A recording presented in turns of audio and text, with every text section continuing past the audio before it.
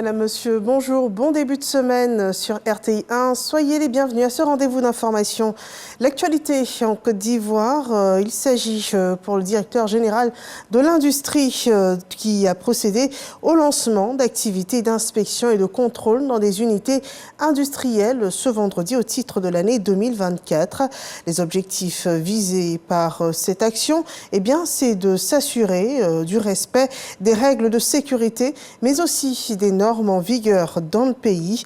Plus de détails sur les enjeux de ces contrôles et inspections des unités industrielles avec notre reporter Dangui dans la suite de nos éditions.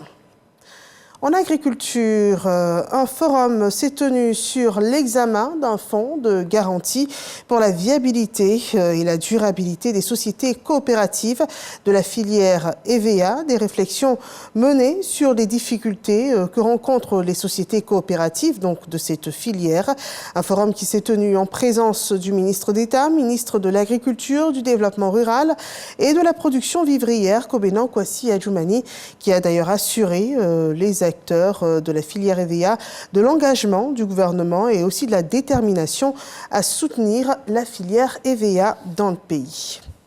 Le mois d'avril sera forcément marqué par la lutte contre la cybercriminalité, mais aussi la cybersécurité avec un événement, un forum dénommé Cyber Africa Forum. Le forum est à sa 4e édition et il aura lieu les 15 et 16 avril prochains à Abidjan, ici, sous le thème « Risques cybernétiques et intelligence artificielle, enjeux et opportunités pour l'Afrique ». On en sait davantage dans ce reportage de Constant Kokora et Jean-Marc Djadji. Les 15 et 16 avril 2024, les acteurs de la cybersécurité et de la confiance numérique en Afrique vont se réunir à Abidjan pour la 4e édition du Cyber Africa Forum. Placé autour du thème « Risques cybernétiques et intelligence artificielle, enjeux et opportunités pour l'Afrique », cette édition se veut être le lien entre cybersécurité et intelligence artificielle en mettant en lumière à la fois les opportunités qu'elle offre et les menaces qu'elle pose. Les objectifs de cette édition sont tout d'abord de rassembler les acteurs publics et privés clés autour de la problématique de l'intelligence artificielle qui prend une place de plus en plus importante et prépondérante dans nos vies quotidiennes. De pouvoir justement discuter de quelles sont les solutions, quelles sont les stratégies que l'on peut mettre en place dans ce domaine. Selon Franck Kié, il est essentiel de pouvoir jeter les bases d'un cadre de concertation et d'action pour l'innovation technologique en Afrique et dans le monde. Plateforme de rencontres et de réseautage, le Cyber Africa Forum apparaît comme un événement essentiel et prépondérant pour les acteurs du secteur. Le Cyber Africa Forum, c'est une très belle initiative pour l'Afrique. Ça fait partie des événements qui permettent de sensibiliser, que ce soit les entreprises ou le grand public. Et nous participons à ce type d'événements-là pour faire en sorte de partager le message de cyber. Initié en 2021, le Cyber Africa Forum se positionne déjà comme un événement de référence en matière de cybersécurité, de confiance numérique et de transformation digitale en Afrique. Voilà donc un événement de référence autour de l'intelligence artificielle. Nous passons à l'actualité hors de nos frontières. Au Sénégal, les résultats officiels de la présidentielle sont attendus. Les premières estimations donnaient une large avance à Bassirou Diomaye Faye, le candidat de la rupture à cette élection présidentielle qui prône un changement radical du système.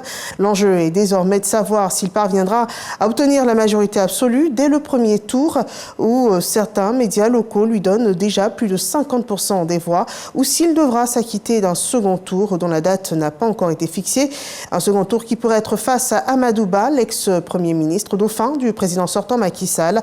Des résultats provisoires départementaux devraient être donnés au plus tard mardi soir et la Cour d'appel de Dakar a jusqu'à vendredi soir pour proclamer les chiffres nationaux.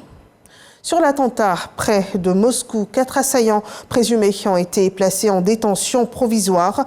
Les 4 hommes sont accusés de terrorisme et encourent la prison à perpétuité. Leur détention provisoire fixée jusqu'au 22 mai peut être prolongée dans l'attente de leur procès, dont la date n'a pas encore été fixée.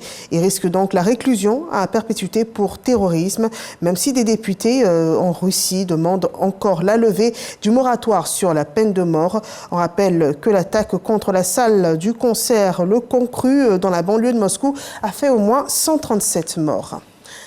Le Conseil de sécurité des Nations Unies va tenter à nouveau ce lundi d'adopter un texte exigeant un cessez-le-feu immédiat à Gaza. Un appel plusieurs fois bloqué par les États-Unis qui ont toutefois récemment montré des signes de changement de ton face à leur allié israélien. La Chine annonce dès lors son soutien à ce projet présenté ce lundi.